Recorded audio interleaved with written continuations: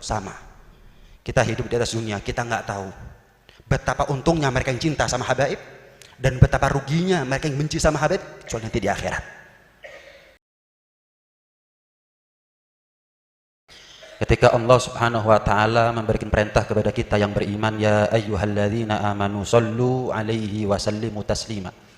Yang artinya kita diwajibkan sebagai bukti iman untuk bersalawat dan menghaturkan salam sebaik-baik salam keharibaan baginda besar Habibuna Muhammad sallallahu alaihi wasallam. Maka para sahabat tanya kepada Rasulullah, kaifa nusalli alaika ya Rasulullah?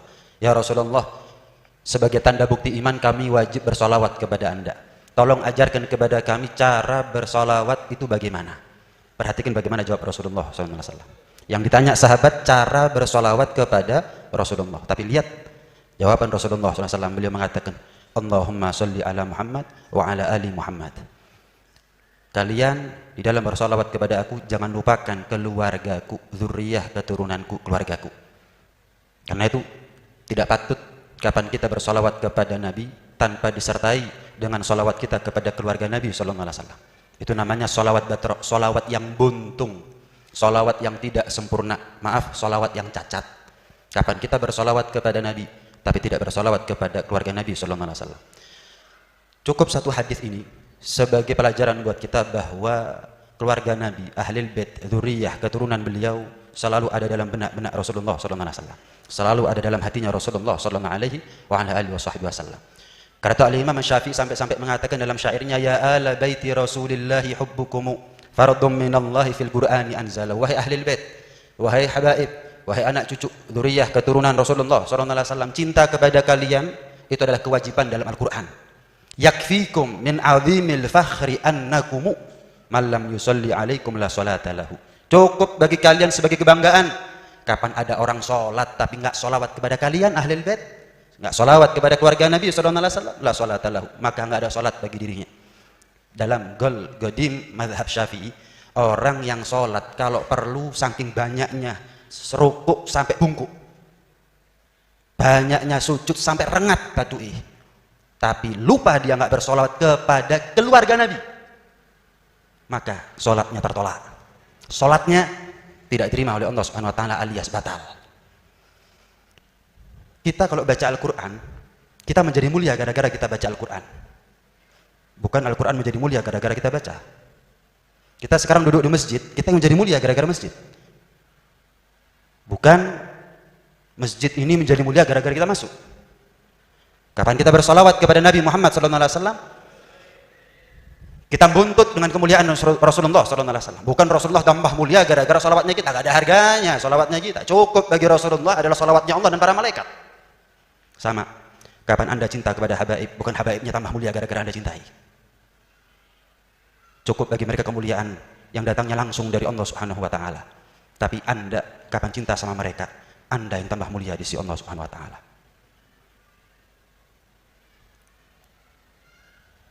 Kita iman bahwa Nabi Muhammad SAW adalah makhluk yang paling mulia. Kita iman. Tapi kita sampai detik ini tidak akan pernah tahu, bahkan kalau perlu sampai mati, kita nggak akan pernah tahu bagaimana hakikat sesungguhnya kemuliaan Rasulullah SAW. Kita nggak tahu. Kecuali nanti di akhirat. Jangankan kita yang iman, yang kafir pun akan kagum-kagum nanti ketika ada di akhirat. Beruntungnya sahabat belum di akhirat sudah tahu hakikat asli kemuliaannya Rasulullah SAW. Sama, Anda nggak akan pernah tahu mulia-mulianya habaib di dunia. Nanti di akhirat Anda akan tahu siapa habaib di sisi Allah dan di sisi Rasulullah SAW. Selagi kita hidup di dunia, kita nggak akan pernah tahu betapa beruntungnya mereka yang cinta kepada Nabi Muhammad, kecuali nanti di akhirat. Kita akan tahu, untung saya cinta sama Nabi Muhammad. Apa dadine aku kalau saya benci kepada Nabi Muhammad, nggak iman sama Nabi Muhammad. Lihat Salman Farisi, Ajam, bukan orang Arab, bukan keluarga Nabi, dari Persia. Tapi qad rafa'al Islamu Salmana Farisin, karena keislaman beliau menjadi sahabat, bukan sekedar sahabat biasa, tapi sahabat yang unggulan. Abu Lahab, Quraisy, orang Arab, paman Nabi, punya nasab. Tapi kapan dia kufur kepada Nabi, walaqad wada'a syirkul hasiba Aba Lahab, Allah tidak memperdulikan lagi siapa dia sekalipun paman Nabi kalau dia kufur kepada Nabi SAW. Sama. Kita nggak tahu sekarang gimana untungnya Salman Farisi, betapa ruginya Abu Lahab. Nanti di akhirat kita baru tahu. Sama. Kita hidup di atas dunia, kita nggak tahu betapa untungnya mereka yang cinta sama habaib dan betapa ruginya mereka yang benci sama habaib, kecuali nanti di akhirat. Kecuali nanti di akhirat. Alhamdulillahi Rabbil Alamin Ar-Rahmanir Rahim Maliki Yaumiddin. Hari pembalasan bukan di dunia. Tempatnya pembalasan, baik dibalas baik, buruk dibalas buruk, tempatnya bukan di dunia, tapi itu semuanya adalah ada di akhirat. Menjadi habib itu jauh lebih mulia daripada menjadi ulama. Dan cinta kepada sesuatu yang lebih mulia itu lebih diutamakan. Anda cinta ulama bagus, tapi kalau benci habaib percuma. Cinta ulama bagus, tapi kapan Anda tidak melakukan apa yang lebih wajib, percuma. Contoh, Anda cinta sama Habib Muhammad, jelas Anda cinta. Tapi karena apa? Apa nunggu Habib Muhammad jadi ulama baru Anda cinta? Berarti kalau ada Habib bukan ulama, Anda nggak cinta. Anda cinta kepada habaib karena habibnya ulama bukan ulama, sepuh atau masih muda kalau perlu anak kecil, kaya melarat, soleh wali atau bukan, tapi dia habib, titik. Cukup dia sebagai manusia yang terpilih menjadi cucu Rasulullah SAW, kita wajib cinta sama dia. Bukan hanya Anda wajib cinta kepada kami, kami pun wajib saling cinta lebih-lebih, double-double. Maaf, memang terkesan tendensius kalau saya ngomong seperti ini, tapi apa boleh kata?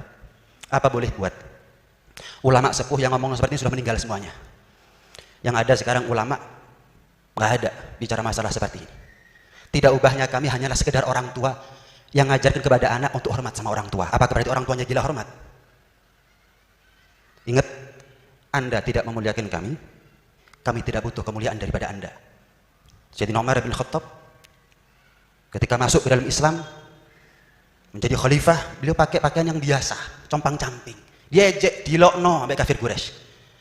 Umar, ngeletek, kamu masuk Islam bukannya tambah mewah pakaian kamu, malah compang-camping. Dulu kamu waktu belum Islam pakaiannya bagus, sekarang kok seperti ini. Apa jawab Sayyidina Umar? Cukup bagiku kemuliaan Islam, aku tidak cari kemuliaan di luar Islam. Aku khawatir kalau aku cari kemuliaan di luar Islam, Allah kembalikan aku dalam keadaan jatuh dan rendah. Allah kembalikan aku dalam keadaan jatuh dan hina. Sama, kami tidak cari kemuliaan kecuali kemuliaan itu langsung datang dari Allah Subhanahu wa taala. Saya mau tanya, jenengan bisa milih jadi anaknya siapa? Jenengan bisa milih jadi umatnya siapa? Jenengan bisa milih, saya kepingin punya bapak fulan, punya ibu fulana. Sama, kami nggak milih, kami jadi keturunan siapa, bapak kami siapa, kakek kami siapa, kami nggak bisa milih. Allah yang punya kehendak. Kalau Anda hasud kepada kami, Anda iri dengki kepada habaib, Anda sejatinya telah iri, hasud dan dengki kepada yang memberikan nikmat kepada kami. Ini penting. Kenapa? Terlepas saya dianggap tendensius, gila hormat, gak ada masalah. Yang paling penting saya tidak termasuk di antara mereka yang kitmanul ilm, menyembunyikan ilmu karena khawatir dicap ini dan dicap itu. Awam asal cinta kepada habaib jauh lebih mulia daripada ulama, tapi benci kepada habaib, apalagi ngajarkan orang untuk benci kepada habaib. Gak level. Saya mau tanya, apakah bisa dibandingkan Salman Al-Farisi dengan Abu Lahab? Gak level. Tapi paman Nabi kufur kanu regani, Allah sudah tidak menghargainya, buat apa kita hargai? Awam cinta kepada habaib bukan level, jauh lebih mulia dibandingkan ulama tapi benci kepada habaib. Apalagi sudah ulama cinta kepada habaib, itu yang luar biasa. Dan ngajak orang untuk cinta kepada habaib, itu yang luar biasa. Salawis awam benci habaib, hati-hati. Ini penting untuk disampaikan karena orang lupa atau sengaja membuat ini sebagai satu masalah yang buram, dari yang jelas menjadi samar. Kenapa? Karena mulutnya ulama yang sudah terbeli marwah dan martabatnya. Maka kewajiban kami, walaupun dengan segelintir ilmu yang kami punya, kami untuk meluruskan. Adapun penilaian, adapun hidayah, bukan haknya kami. Innaka la tahdi man ahbabta. Rasulullah aja nggak dikasih hak penuh untuk memberikan hidayah kepada siapa yang beliau mau. Walakinnallah yahdi may yasha. Hanya saja Allah yang maha mampu berkehendak untuk memberikan hidayah kepada siapa yang Allah kehendaki. Rasulullah SAW bersabda, ahibbullah lima yaghdukum bihi min ni'amih. Cintai Allah. Kenapa? Nikmat. Kita dikasih nikmat oleh Allah, wajib cinta. Kita nggak punya apa-apa kecuali semuanya dari Allah. Maka habiskan umurnya kita, tenaganya kita, semuanya cinta karena Allah. Tapi bukan hanya itu. Wa hibbuni li hubbillah, cintailah aku Rasulullah sebagai tanda bukti kalau kalian cinta kepada Allah. Cinta kepada Allah ya wajib cinta kepada Rasulullah. Cukup di situ. Wa ahibbu ahla baiti li hubbi. Cintai keluargaku, ahli baitku sebagai tanda kalau kalian cinta kepada aku. Berarti kalau kita ingin diakui sebagai hamba Allah, dicintai oleh Allah, tangga pertama yang harus kita lewati adalah cinta kepada ahli bait. Cinta kita kepada mereka adalah anak tangga pertama yang akan menyampaikan kita kepada anak tangga kedua, yaitu cintanya Rasulullah, dan cintanya Rasulullah akan membuahkan akan cintanya Allah Subhanahu wa ta'ala. Cinta kepada mereka bukan karena kayanya, bukan karena ilmunya, bukan karena usianya. Al-Imam Ahmad bin Hanbal pernah keluar dari masjid. Imam Ahmad bin Hanbal, kiai gede, masuk masjid diikuti orang, banyak yang ikut saat itu. Tapi ngelihat ada satu sayyid, satu syarif, usianya masih kanak-kanak. Lihat ucapan Al-Imam Ahmad bin Hanbal, tagoddam ya Maulana, tagoddam ya Maulana. Silahkan anda maju, wahai pemimpin kami, panutan kami, orang dimuliakan. Fa inni la astati an atagoddam alaih. Aku nggak bisa posisinya lebih maju daripada dia. Gaddimu Quraisyan wala tatagaddamu fatahliku. Dahulukan Quraisy, jangan kalian melancangi mereka, niscaya kalian akan binasa, kata Nabi sallallahu alaihi wasallam. Banyak orang sekarang gosidanya ahlul baitin Mustafa Tuhuri, cangkem tok tapi kadang-kadang cuma di mulut. Hati, beruntung bagi anda yang hatinya cinta kepada ahlul bait. Anda nggak tahu betapa untungnya anda kecuali nanti di akhirat. Nunggu soleh baru cinta. Terus habaib, sayyid yang nggak soleh nggak dicintai. Qul la as'alukum alaihi ajran illa al-mawaddata fil qurbah. Katakan wahai Muhammad, lihat Allah perintah kepada Rasulullah untuk sampaikan. Lu memangnya kalau Allah nggak kasih perintah sampaikan, nggak disampaikan sama Rasulullah? Berarti kan ada makna lebih, ada penegasan dari Allah SWT. Apa? La as'alukum alaihi ajra. Pengorbananku nggak usah dibalas apa-apa. Pengorbananku, darahku, rontoknya gigiku, berangkat belum tentu pulang, hartaku semuanya nggak usah dibalas apa-apa, nggak usah. Pengorbananku semuanya nggak usah dibalas apa, kecuali satu, ayat Al-Quran. Cintanya kalian kepada keluargaku, cintanya kalian kepada habaib, cintanya kalian kepada ahlul bait.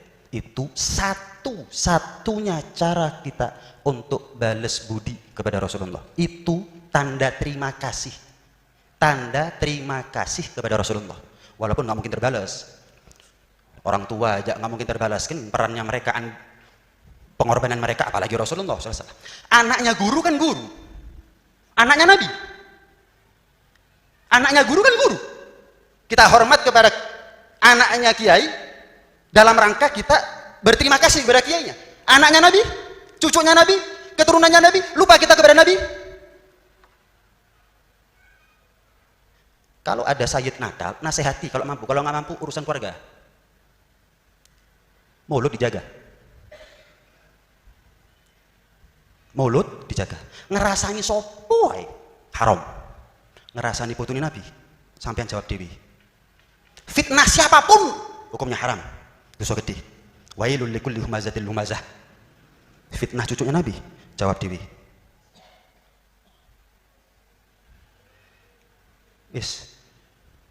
Jangan ikut-ikutan ulama yang ngajar benci habaib.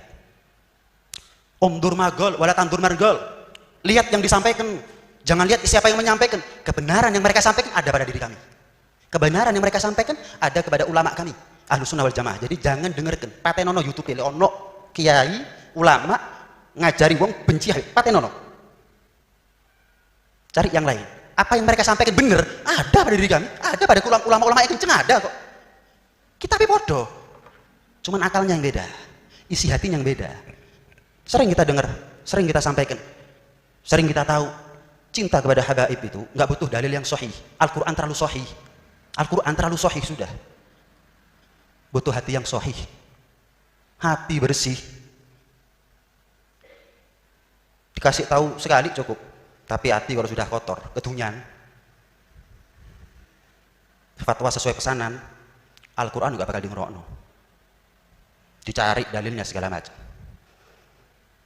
Karena itu hadirin hadirat sekalian Allah Subhanahu wa taala, mudah-mudahan Allah bersihkan hati kita sehingga kita bisa cinta kepada habaib, cinta kepada para syaraif, yang mana mudah-mudahan cintanya kita kepada mereka buat kita sambung kepada cintanya Rasulullah dan cintanya kita kepada Allah Subhanahu wa taala.